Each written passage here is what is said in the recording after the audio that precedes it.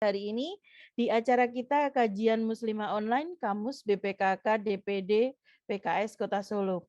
Dan masih di channel YouTube-nya PKS Kota Solo, sore hari ini Tia akan temani sobat kamu semuanya jam 4 sampai jam 5 sore untuk sharing informasi tentang perempuan, keluarga, keislaman.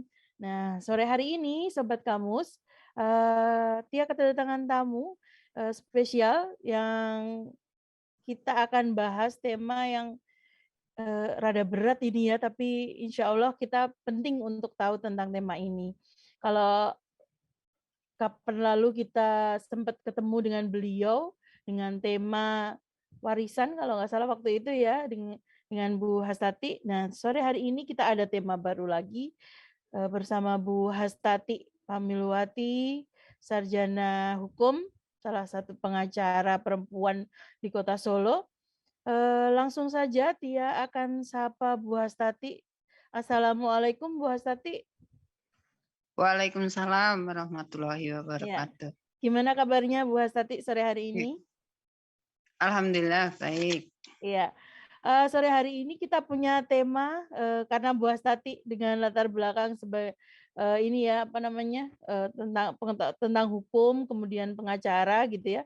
Kalau kemarin kita sempat bahas tentang warisan bagaimana pembagiannya dan sebagainya. Nah sore hari ini kita punya tema yang sebenarnya ini tema yang 20 tahunan ini baru mulai terangkat gitu ya. Kalau dulu-dulu tema ini dianggapnya sesuatu yang tabu. Karena biasanya hanya di dalam ruangan, di balik pintu rumah masing-masing terjadinya tanpa ada yang tahu. Nah, tema ini mulai terangkat lagi terakhir-terakhir ini dengan banyak beberapa kasus yang mulai terkuak gitu ya. Nah, temanya apa gitu ya? Tema sore hari ini adalah Undang-Undang KDRT antara teori dan praktek gitu ya.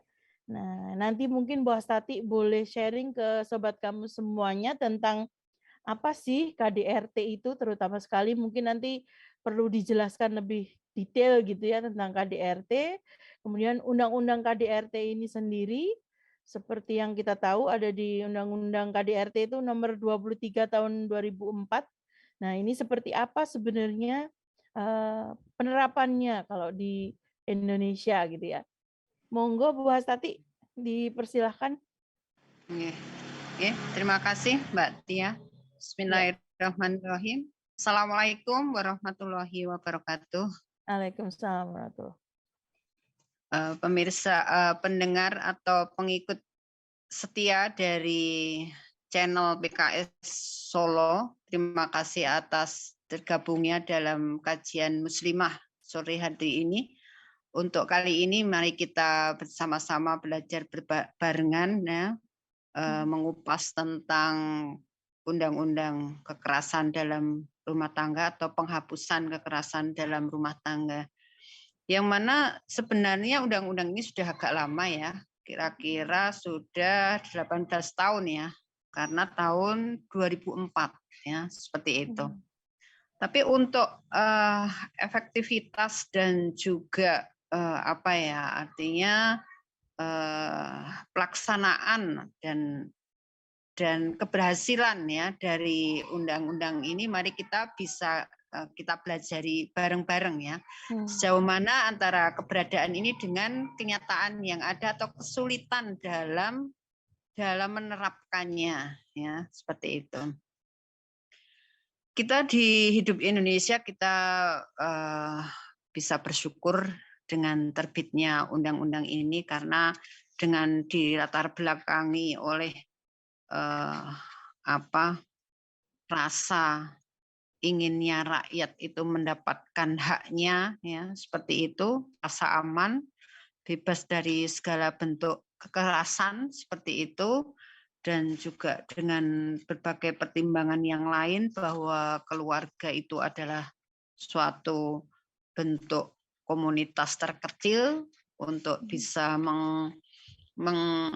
menjaga ya keberlangsungan dari keluarga itu perlu adanya keharmonisan ya, seperti itu, dan juga banyaknya kasus yang terjadi di masyarakat yang tanpa penanganan yang tuntas, ya, banyak korban yang ada, itu menjadi pertimbangan ya dari DPR RI ya untuk mengesahkan undang-undang ini gitu. Jadi latar belakangnya sangat menyentuh ya perasaan kita, apalagi mungkin kita sebagai perempuan ya seperti itu yang sering mendapatkan perlakuan yang tidak menyenangkan. Ya. Itu latar belakangnya. Untuk definisi ya dari undang-undang ini yang dimaksud kekerasan dalam rumah tangga itu adalah setiap perbuatan terhadap seseorang, terutama perempuan, yang berakibat timbulnya kesengsaraan atau penderitaan secara fisik, seksual, psikologis, dan garis miring atau penelantaran rumah tangga, termasuk ancaman untuk melakukan perbuatan, pemaksaan, atau perampasan kemerdekaan secara melawan hukum dalam lingkup rumah tangga. Itu definisinya ya dari kekerasan rumah tangga itu. Yang mana di sini tertulis terutama perempuan gitu ya. Nanti ke belakang kita kaji lebih jauh ya. Apakah hanya perempuan saja gitu ya ataukah ada yang lain ya yang sering mendapatkan atau sering menjadi korban ya. Seperti itu. Terus juga dalam undang-undang ini juga disampaikan tentang bentuk-bentuk perlindungan, ya, atau siapakah yang dinamakan korban itu, gitu ya, yaitu orang yang mengalami kekerasan dan ancaman kekerasan dalam rumah tangga itu, gitu ya. Terus lingkup rumah tangga, ya, di rumah itu biasanya ada siapa saja, gitu ya. Nah, di sini ada keluarga inti ya, yaitu suami, istri dan anak, dan sering ada keluarga yang lain ya.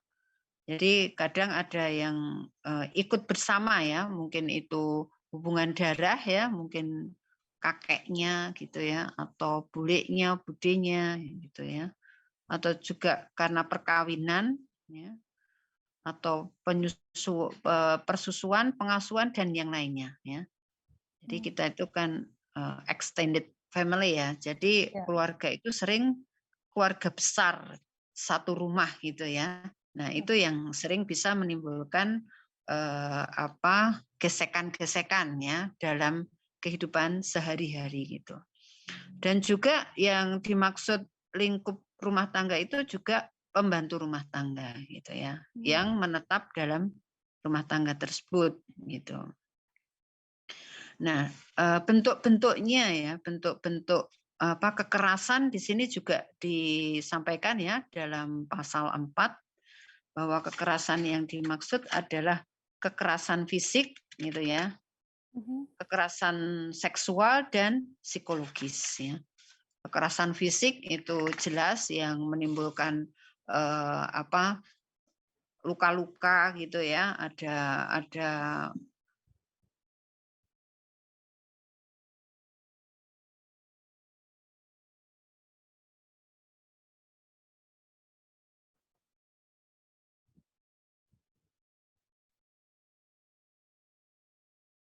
Gimana, Bu?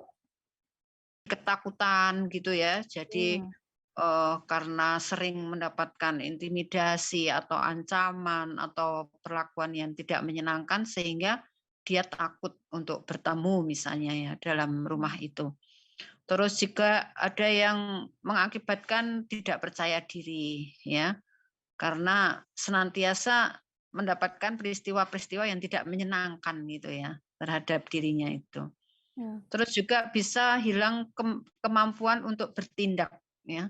Jadi tekanan-tekanan itu bisa membuat seseorang itu menjadi pesimis ya, menjadi tidak punya pikiran positif ya.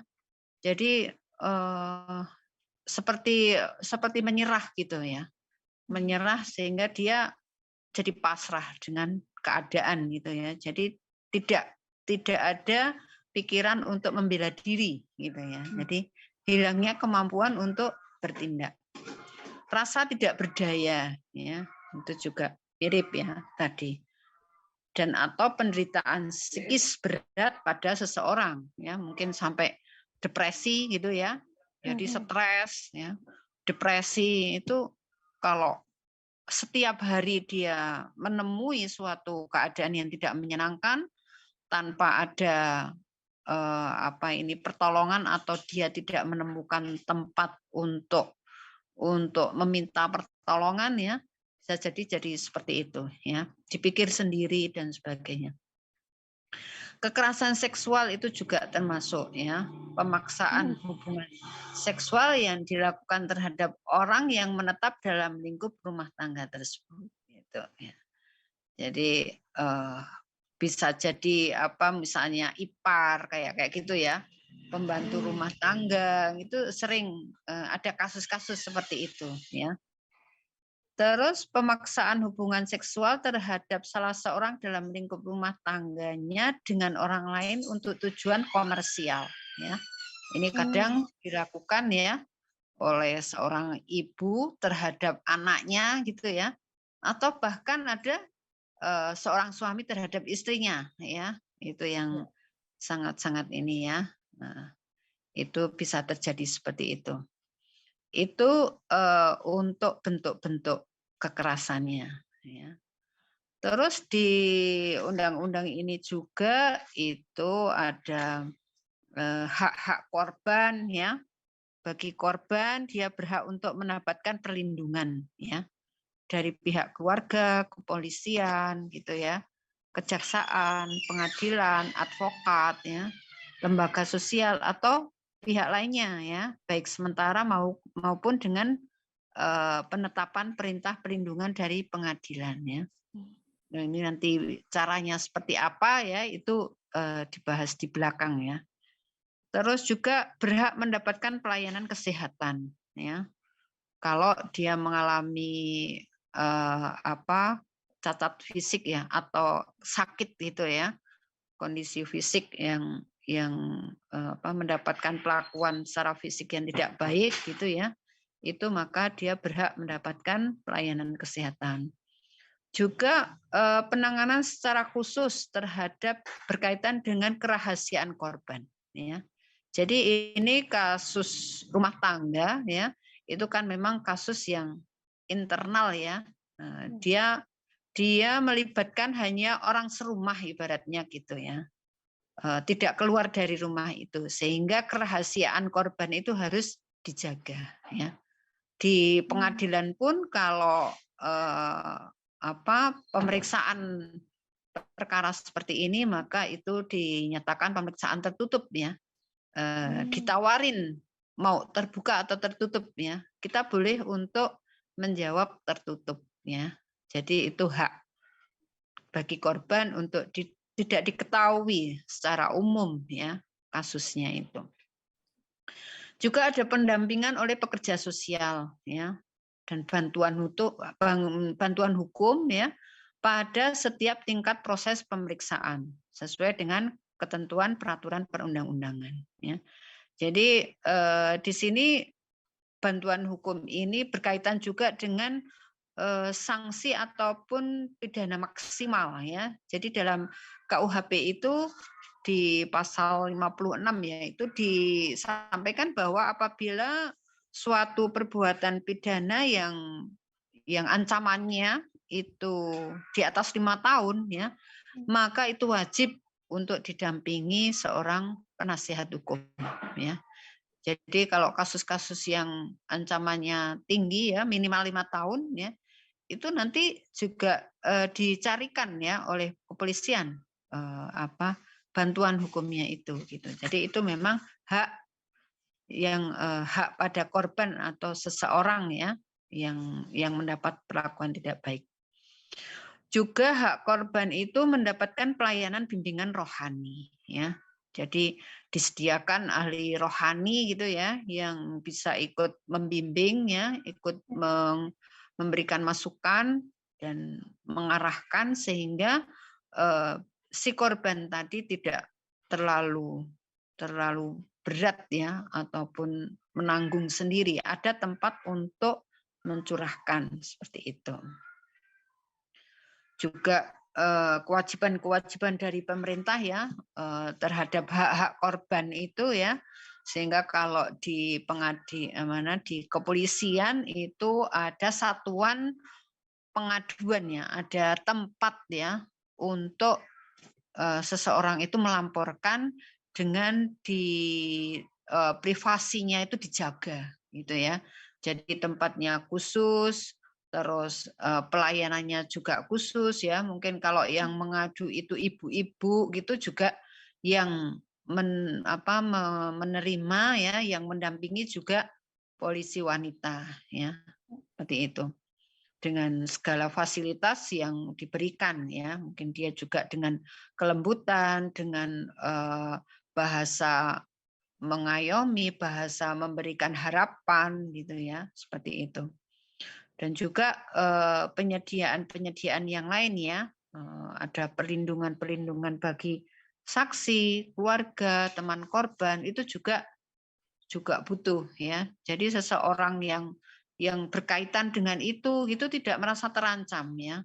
Mungkin dia yang melaporkan ya, ataupun dia yang melihat gitu ya, itu tidak terancam gitu ya. Nah, kita mungkin sering dengar yang namanya LPSK ya, Lembaga Penjaminan Saksi ya, saksi korban ya, saksi dan pelapor biasanya yang dilindungi itu ya.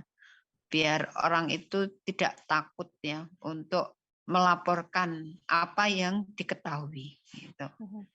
Ya, apalagi zaman sekarang, zaman medsos ya, setiap orang pegang alat bisa untuk merekam ya, seperti itu, maka lebih banyak pengamatan ya. Jadi rakyat itu bisa mengamati setiap kejadian itu setiap saatnya. Siapa yang melihat itu bisa diinikan. Terus juga adanya perlindungan ya bagi saksi dan pelapor seperti itu ya. Itu termasuk hak-hak dari korban ya, seperti itu. Terus di akhir-akhir ya, di akhir-akhir itu dari undang-undang ini ya, itu acara-acara yang harus dilalui ya ketika ada suatu kasus gitu, bagaimana prosedur dari pelaporannya gitu ya. Jadi korban itu berhak melaporkan secara langsung ya kekerasan dalam rumah tangga kepada kepolisian ya. Baik di tempat korban berada maupun di tempat kejadian perkara ya. Jadi dia boleh ya untuk menyampaikan secara langsung. Korban dapat memberikan kuasa. Di samping itu juga berhak untuk mencari kuasa ya, baik kepada keluarga ataupun orang lain untuk melaporkan kekerasan dalam rumah tangganya ya kepada pihak kepolisian. Kalau dia seorang anak ya, korban apabila seorang anak, maka laporan dapat dilakukan oleh orang tua ya, orang yang walinya ya, orang tua, wali, pengasuh atau anak yang bersangkutan ya, yang dilaksanakan sesuai dengan ketentuan peraturan perundang-undangan ini. Dan nanti acaranya ya kalau sudah ada laporan seperti itu ya, ya berlaku hukum acara hukum pidana ya. Jadi diterima laporannya, dicatat ya, nanti diproses gitu ya, ada penyidikan ya, ada penyidikan gitu ya, seperti itu. Terus nanti ya dengan waktu-waktu tertentu ya ada di undang-undangnya biasanya berapa lama ya itu ada di kepolisian gitu ya, maka polisi wajib untuk mencari ya info-info gitu ya, mencari sumber-sumber informasi atau nanti mencari jejak pelakunya dan sebagainya. Itu berlaku secara umum ya, seperti itu. secara umum di semua kasus-kasus yang berkaitan dengan kasus pidana.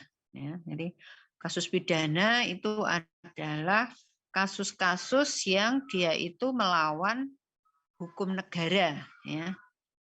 Kalau perdata itu kasus yang berkaitan dengan hubungan sosial. Ya. Jadi misalnya kayak hutang piutang gitu ya, itu kan individu dengan individu. Ya. Itu namanya kasus perdata ya.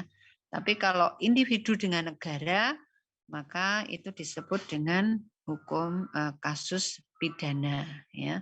Pencurian ya, penghilangan nyawa seperti itu ya. Itu antara individu dengan negara ya, seperti itu. Terus pelayanan yang didapatkan ya seperti tadi di depan, di akhir juga ada tentang pemulihan bagaimana korban itu ya, yang sudah menjadi korban itu ada tenaga kesehatan, pekerja sosial, relawan, pembimbing rohani ya, seperti itu. Dan di akhir dari hukum dari undang-undang KDRT ini adalah tentang ketentuan pidana ya. Yang mana untuk ketentuan pidana dari pasal 5 ya. Pasal 5 itu isinya tentang tadi macam-macam kekerasan ya dalam rumah tangga, ada fisik, psikis, seksual, penelantaran itu ya. Itu hukum pidananya penjara paling lama 5 tahun ya. Ini paling lama ya. Paling lama 5 tahun atau denda paling banyak 15 juta rupiah. Berarti di bawah 5 tahun ya. Dan kalau misalnya sampai maksimal 5 tahun itu berarti ada pertimbangan tertentu ya. Sehingga penerapan hukumnya ya atau putusannya itu maksimal ya. Itu mesti ada beberapa yang melatar belakangnya seperti itu. Nah, kalau perbuatan itu ya, perbuatan yang mengakibatkan jatuh sakit atau luka berat gitu ya, dipidana dengan pidana paling lama 10 tahun ya, atau denda paling banyak 30 juta rupiah itu. Jadi sanksi pidananya, ketentuan pidananya ini tergantung dari kondisi korban ya. Di sini ada beberapa kriteria seperti itu, dari yang paling ringan gitu ya sampai nanti kondisi yang terberat ya. Nah, nanti kalau sampai hilang nyawa itu sudah lain ya. Kalau sampai hilang nyawa berarti nanti dia bukan lagi kekerasan ya, tapi sudah berlaku KUHP tentang penghilangan. Iya, bisa jadi. Jadi kalau direncanakan itu lebih berat ya. Jadi orang menghilangkan nyawa itu kan bisa jadi dia tidak sengaja ya. Mungkin mempertahankan diri seperti itu ya. Sehingga dia melawan gitu. Tapi bisa jadi itu direncanakan ya. Jadi kalau direncanakan lebih berat karena sudah ada niat ya. Ada niat jelek gitu ya. Itu yang memperberat. Jadi di akhirnya dari undang-undang ini tentang ketentuan pidananya tadi gitu. Itu yang ada pada undang-undang kekerasan dalam rumah tangga ya. Mungkin bisa kita inikan sekarang bagaimana dengan kenyataan yang ada gitu, dalam prakteknya gitu ya. Dalam prakteknya sebenarnya kita menyambut baik ya terhadap undang-undang ini gitu ya. Tapi sekali lagi bahwa undang-undang ini mengatur tentang sesuatu dalam rumah tangga ya, seperti yang disampaikan Mbak Tiati tadi ya, itu ada batas tertentu gitu ya, ada tembok gitu ya. Orang lain nggak bisa masuk gitu. Nah, itu juga menjadi kenyataan yang ada memang ya. Kadang mungkin kita dengar suami istri ngebuki gitu ya. Mungkin suaminya itu bakbuk-bakbuk gitu ya untuk ini ke istrinya. Apa yang bisa diperbuat ya oleh tetangga sebelahnya gitu ya. apakah dia dibiarkan itu urusan pribadi mereka gitu ya. Kalau kita Seringnya masuk begitu. ya susah untuk bisa masuk gitu ya. Ya, Karena betul. nanti kalau masuk mau apa, mau ikut campur ya. Seperti Ya. itu ya biasanya. Atau kita harus kita ini kan ya, kita harus berbuat sesuatu, kasihan misalnya seperti itu. Nah, menurut suatu acara saya pernah mengikuti ya dengan pihak kepolisian gitu ya. Kalau sesuatu itu sudah membahayakan jiwa gitu ya. Kalau ada suara kayak suara kekerasan gitu kan nanti ya lama-lama bisa membahagiakan jiwaan ya, bisa lemes, bisa anu dan sebagainya. Nah, itu kita wajib untuk membantu ya, untuk melaporkan itu. Karena sudah terancam jiwanya. Nah, beda kalau misalnya yang psikis ya. Kalau psikis itu kan kita nggak tahu ya, tidak dengar ya, tidak melihat gitu ya. Karena kan hanya mereka yang bermasalah ya yang tahu. Nah, itu kita nggak bisa untuk masuk itu ya, susah. Tapi kalau sudah fisik ya, itu maka kita bisa mengetahui, bisa mendengar, melihat bagaimana bahayanya ya dari kekerasan itu gitu. Sehingga itu kita diwajibkan apabila sudah membahayakan jiwa itu untuk ikut masuk. Sehingga kalau kita ditolak ya oleh pihak suami misalnya ya, nah maka kita bisa punya alasan ya, alasan tertentu. Itu dari sisi ke apa ya namanya ya, kekuatan ya dari efektivitas undang-undang ini gitu ya, seperti itu. Ada Bu Astati, undang-undangnya tapi maaf mau nanya. nggih. Sebenarnya kalau di Indonesia itu berlaku enggak sih seperti maksudnya kayak kalau di luar itu kan misalnya kita dengar nih ada tetangga kalau di luar negeri itu jadi kalau tetangga ada ribut-ribut misalnya apa gitu ya istilahnya rame gitu, kita kan bisa lapor gitu ya, telepon gitu ke polisi gitu. Kalau sana kan istilahnya kayak 911 dan sebagainya gitu ya, nomor darurat bahwa ini ada apa nih kok ini di rumah tetangga saya misalnya gitu, kita bisa lapor gitu kan tanpa apa istilahnya kita tahu mereka tahu bahwa yang ngelaporin kita gitu. Kalau di Indonesia gitu memungkinkan nggak kayak gitu? Ya, itu menyangkut ini ya, artinya pihak kepolisian sudah menyediakan atau belum gitu ya sarana seperti itu. Sebenarnya kita sudah ada ya untuk urusan sosial seperti itu mungkin di tingkat kelurahan gitu saja itu mendapatkan atau menerima pengaduan ya sebenarnya tanpa diketahui oleh orang yang dilaporkan gitu ya. Sebenarnya sama, cuma mungkin sisi profesionalismenya seseorang ya antara lembaga, antara negara kita dengan negara lain ya, itu karena kultur yang berbeda ya, sehingga mungkin kita itu sering ada pekewuh seperti itu ya, sering ada apa ya, rasa-rasa sosialnya itu lebih terlihat gitu ya. Nah, tapi mungkin kalau di negara kayak Amerika seperti itu kan jelas batasnya ya.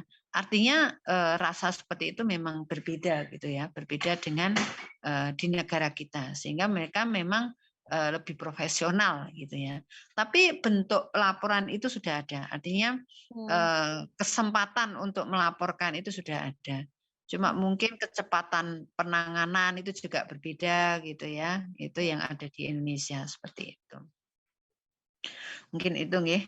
Jadi tadi terkait efektivitas dari undang-undang ini, jadi seperti itu ya. Jadi walaupun memang ada sekat gitu ya, tapi sudah terbuka ya, sudah diperbolehkan orang itu untuk ikut masuk dalam rumah tangga orang ya yang sedang mengalami suatu permasalahan yang membahayakan jiwanya gitu. Jadi jangan segan-segan ketika ada peristiwa seperti itu kita sudah mendapatkan jaminan ya tidak disalahkan gitu ya.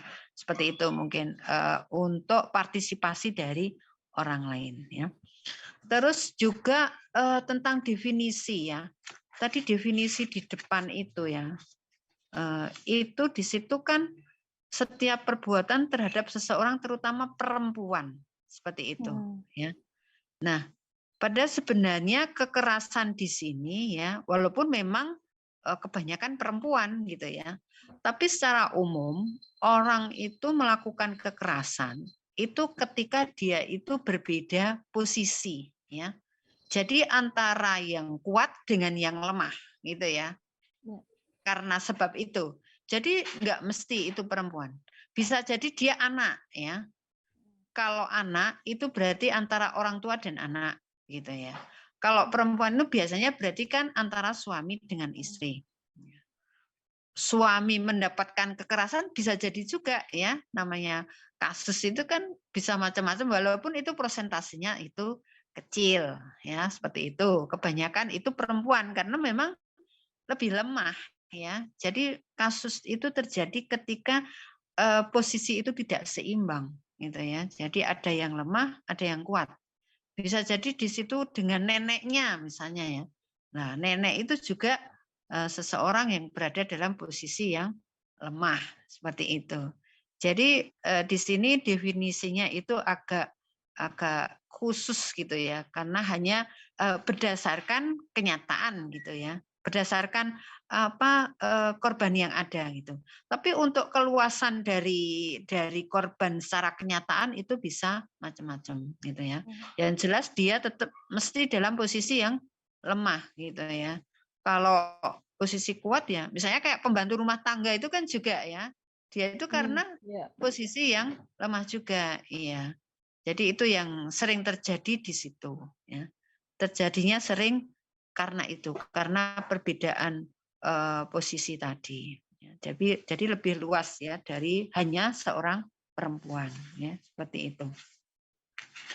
Terus juga di kenyataan ya, kenyataan yang ada bahwa seseorang itu sering terlantarkan itu perempuan gitu ya. Di sini kan bentuk-bentuk dari kekerasan itu juga penelantaran rumah tangga ya. Nah, penelantaran rumah tangga ini kadang-kadang juga si pihak istri ya, si pihak istri itu ikut ya menjadi korban ya, menjadi korban dari suami gitu ya. Tapi ada juga suami istri yang melakukan itu semua gitu ya. Jadi bisa jadi misalnya istri pergi ya, TKW kayak gitu ya. Itu dia punya anak misalnya ya. Itu kan juga ya akhirnya jadi suami yang menginikan gitu ya. Terus kalau dari suami ke istri lebih banyak mungkin ya. Jadi penelantaran ini bisa jadi dia tidak memberi nafkah ekonomi ya. Jadi kekerasan ekonomi gitu ya. Tidak bekerja ya, tidak berusaha untuk mencari pekerjaan sehingga ekonominya goncang ya. Atau ada yang punya pekerjaan pelit misalnya ya, tidak mau tahu dengan kebutuhan ya, banyaknya kebutuhan seperti itu. Terus juga ya macam-macam ya, dari tingkat yang paling rendah sampai yang paling tinggi ya. Dari tingkat yang penghasilan mungkin tidak memenuhi dengan kemalasan ya. Kemalasan yang memang tidak mau berusaha seperti itu. Itu di kenyataan ya, dalam sehari-hari itu. Nah, untuk di dalam praktek ya, pelaporan itu sekarang kalau di tingkat kelurahan itu sudah ada lembaga ya yang namanya PPT gitu ya. PPT itu pos pelayanan terpadu ya. Pos pelayanan terpadu itu membuka akses seorang korban untuk bisa menyampaikan ya apa yang dialami. Jadi kasusnya bisa macam-macam ya. Bisa anaknya nggak mau sekolah itu bisa jadi. Terus juga misalnya suami istri yang rame terus yang mengganggu lingkungan gitu ya, itu bisa jadi. Jadi kasus-kasus yang ada di masyarakat ya, yang bentuknya itu masih apa semacam nanti mediasi ya. Jadi mediasi dengan ditemukan gitu ya, difasilitasi oleh pihak kelurahan gitu ya, sehingga ada komunikasi.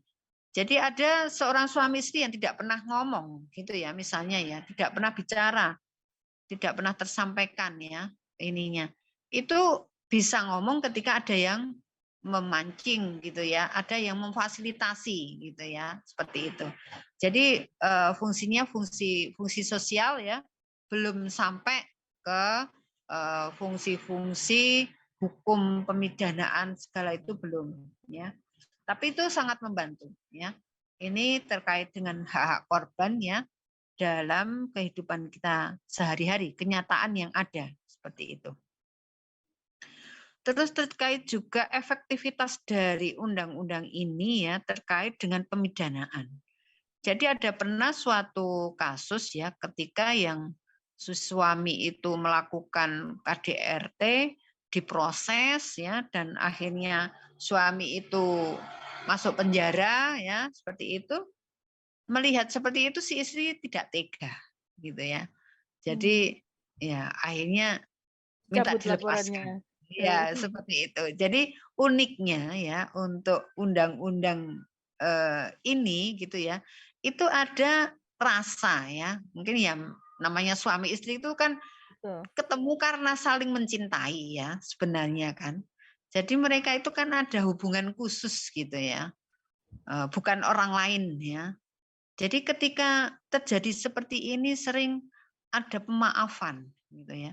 Pemaafan yang mungkin itu sudah berproses gitu ya, kasusnya ya. Di akhir-akhir bisa jadi dia membuka pintu maaf ya, seperti itu tuh bisa terjadi gitu ya.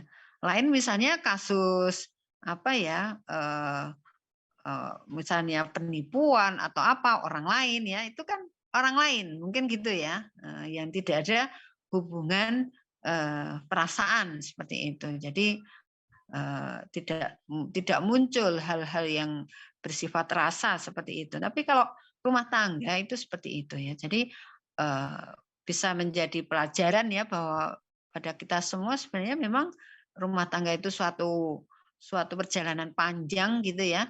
Sehingga kalau dia sempat tersandung gitu ya, itu sebenarnya hanya bagian kecil ya dari suatu perjalanan gitu ya. Nanti akan ada perjalanan yang lain atau yang lebih yang ketemu dengan hal-hal yang di depannya gitu ya. Jadi itu harus diinikan kembali, disatukan kembali ya, seperti itu untuk bisa menghadapi masalah yang ditemui ya.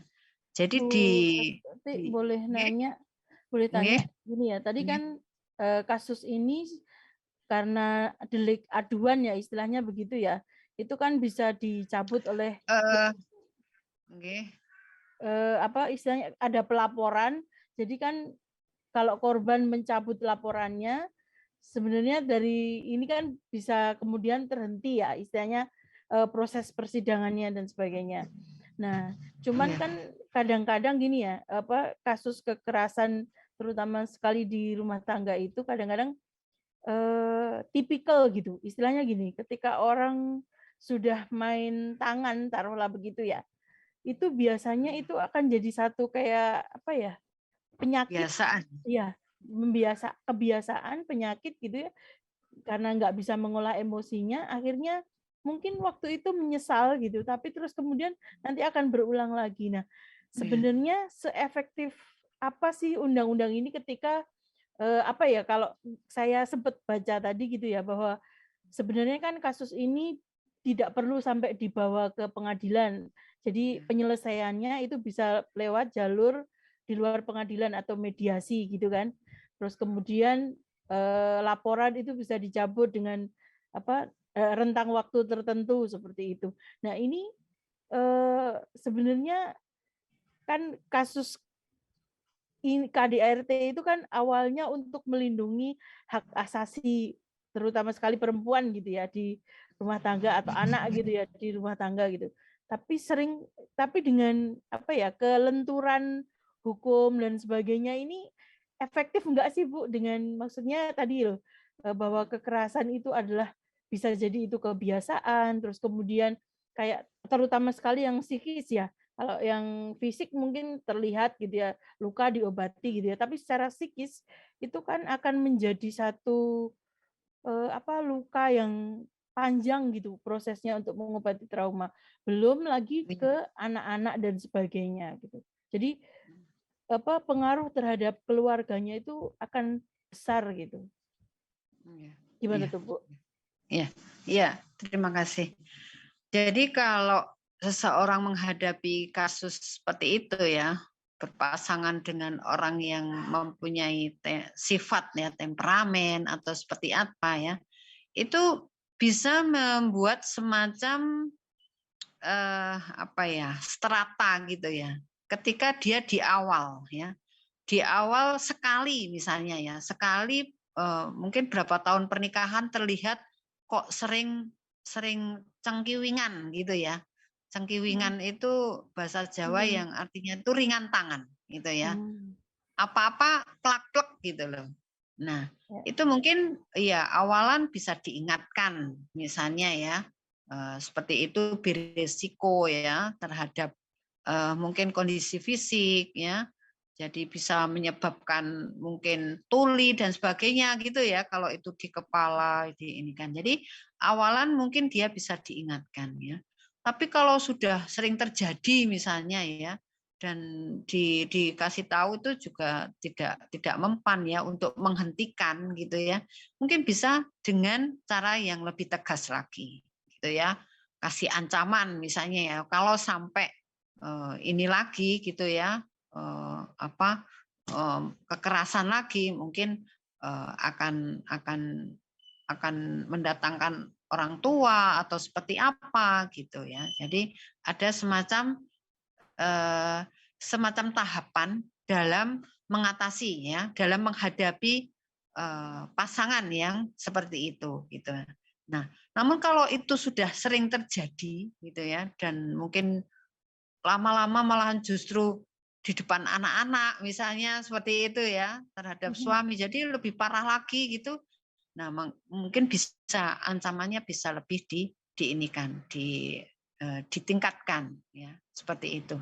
Nah, kembali pada ada kaitan dengan ilmu lain juga ya, terkait dengan kejiwaan seseorang ya.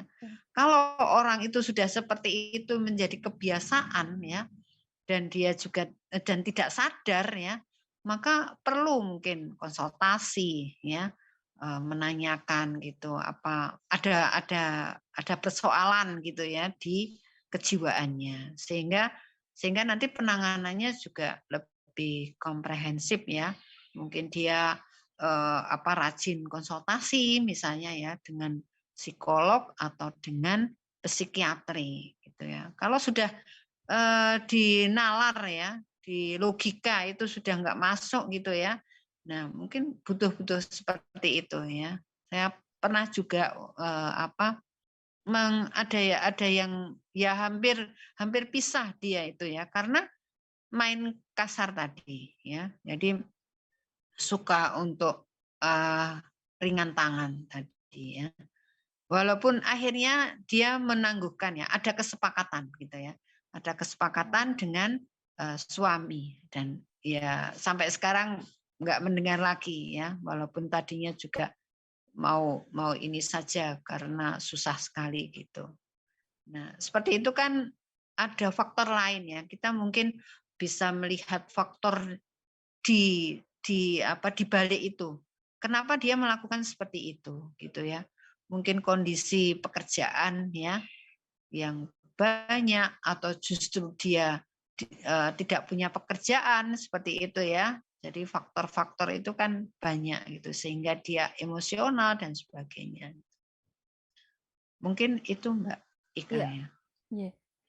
Mmm, ini Bu, mungkin Bu Hastati bisa, sharing ke kita juga tentang, mungkin pernah ngadepin kasus-kasus tentang KDRT itu kalau di wilayah Surakarta gitulah, taruhlah begitu, yang paling sering itu seperti apa Bu kasusnya? Oke. Yang banyak biasanya lebih ke psikis ya, walaupun ya psikis itu sering ada fisiknya gitu ya. Mmm, mhm. Jadi ketika suatu rumah tangga yang memang sudah dibawa ke pengadilan gitu ya, itu ibaratnya memang sudah dia itu akumulasi gitu ya. Akumulasi dari beberapa peristiwa yang dihadapi dalam rumah tangga itu ya. Ya berawal dari komunikasi yang tidak lancar gitu ya, anunya apa penyebab-penyebabnya gitu. Terus juga perlakuan-perlakuan yang komunikasi tidak lancar dan tidak sehat gitu ya. Banyak omongan yang tidak enak misalnya seperti itu. Oh. Jadi menyakitkan gitu ya. Terus banyak juga ketika seperti itu sudah emosi dia dengan tangannya ya ke fisik ya seperti itu. Terus mungkin ya faktor-faktor yang lain ya ada orang yang masuk dan sebagainya gitu. Tapi hampir sama ya untuk benang merahnya itu setiap rumah tangga yang sudah sampai ke situ gitu ya, itu ya diawali dengan seperti itu ya. Mhm. Ya mungkin kalau sampai ada ke penghilangan nyawa itu segala belum ya. Artinya ini masih ini. Kalau mungkin seperti kemarin kasus di Semarang itu ya yang seorang anggota TNI gitu ya yang Oh menyewa ya. orang ya yang ini.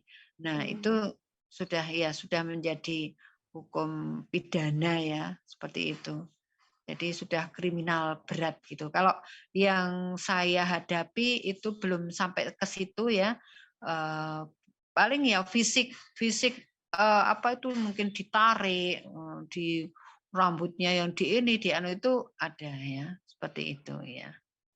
Tapi belum sampai ke penghilangan nyawa gitu belum. Mungkin itu Mbak Ika. Ya. Terakhir nih Bu Hastati mungkin bisa kasih ini ya, apa namanya, eee, kasih satu penguatan gitu ya, terutama sekali untuk beberapa korban KDRT itu kan seringkali untuk kemudian dia, eee, speak up gitu ya, untuk kemudian dia lapor atau minta tolong itu kadang-kadang merasa sungkan dalam artian gini, ini kan aib keluarga saya gitu ya, nanti jadi ketahuan itu misalnya gitu atau kemudian ini kan urusan rumah saya gitu untuk menjaga, apa namanya, rumah tangga gitu ya tidak ini gitu kemudian nanti untuk biar tidak ada konflik dengan keluarga besar dan sebagainya seperti itu. Monggo Bu. Nggih, terima kasih. Jadi kalau kita itu mencari tempat untuk mencari solusi ya, Mhm. kita curhat atau apa, itu tolong ke tempat yang bisa memberikan solusi ya. Jadi yang solutif ya. Jadi kita menyampaikan atau kita membuka problem yang kita hadapi itu pada pihak-pihak yang bisa membantu. Jadi tidak ke sembarang orang ya. Sehingga orang yang kerahasiaan dari persoalannya dari kasusnya itu bisa terjaga dan orang ataupun pihak yang dicurhati tadi bisa membantu, punya kekuatan gitu ya, Mhm. punya potensi, punya punya kapasitas untuk ikut membantu ya. Jadi tolong dipilih yang solutif ya. Kalau kita itu mencari tempat untuk curhat ya, mencari tempat untuk menyelesaikan persoalan itu. Kebanyakan kita itu perempuan kan asal sudah ada yang mendengarkan gitu ya, Ya, asal ada tempat, ada yang tempat nampung ya, curhat gitu ya Bu, tempat nyari curhat. curhat itu ya tempat curhat seperti itu sudah marem gitu ya. Walaupun nggak dikasih solusi atau malah justru yang diceritain itu justru malahan juga juga rada heran ataupun seperti mendapatkan info baru ya. Jadi Bukan agak gosip malahan gitu kaget ya. ya, malah kayak dapat amunisi seperti itu ya. Nah, itu yang sering persoalannya di situ ya. Jadi malahan sama-sama bingung ya, ataupun yang satu malah memanfaatkan info itu ya, sehingga nanti disampaikan pada orang lain ya, orang lain yang sama-sama hanya pengen info saja gitu ya. Itu yang sering menjadi persoalan. Nah, kalau kita hanya ke satu orang dan punya kapasitas untuk menyelesaikan, itu akan menjaga ya kerahasiaan dari seperti itu ya, kasus yang dimiliki. Dan Mungkin yang itu. pasti harus punya keberanian untuk speak up gitu ya, Bu. Harus di Iya, tempat yang iya, tepat gitu ya, untuk iya, iya, jangan iya. dipendam sendiri atau sampai Iya. akhirnya kemudian nanti malah jadi sesuatu yang lebih buruk gitu ya. Ya, iya, itu betul. Nggih. Jadi kemampuan seseorang untuk menyampaikan apa yang dialami itu tidak semua orang itu sama, ya. Nah, padahal keterbukaan itu menjadi kunci ya dari penyelesaian ya. Karena kalau yang curhati tidak utuh ya dalam menerima infonya gitu, atau ada yang disembunyikan, nanti kan juga berpengaruh pada cara memberi solusi gitu ya. Jadi memang harus terbuka ya, runut, kronologis kalau bisa ya, ingat waktu-waktunya gitu ya. Jadi lebih luas ya, ataupun lebih utuh ya nanti dalam memberikan solusi itu. Baik, Bu Hastati, tanpa terasa ini kita sudah 1 jam ngobrol-ngobrolnya. Terima kasih sekali, ini satu informasi yang penting juga buat kita, sobat kamu semuanya, yang kebanyakan memang kaum perempuan, ibu-ibu gitu ya. Dan kita berharap sih, diharapkan dengan adanya undang-undang ini sebenarnya semakin banyak perempuan yang tahu haknya apa gitu ya, atau warga keluarga itu tahu haknya apa dan kemudian bisa menjaga haknya di rumah masing-masing gitu ya, saling menghargai posisi masing-masing di dalam rumah gitu ya. Dan buat sobat kamu semuanya, mungkin kalau ada teman, saudara, dan sebagainya yang punya kasus gitu ya terkait kekerasan di rumah tangganya, mungkin bisa konsultasi tadi ya seperti sarannya Bu Hastati, cari tempat yang tepat gitu ya, bisa ke mungkin penasihat konsultan keluarga gitu ya. Kalau di BPKK tuh ada konsultan keluarga RKI gitu ya, bisa di situ gitu ya, di setiap DPC sudah ada gitu ya. Atau kemungkinan juga ke penasihat hukum ya, kayak pengacara kayak Bu Hastati ini bisa untuk kemudian konsultasi, terutama sekali mungkin nanti di langkah-langkah hukumnya akan seperti apa gitu ya.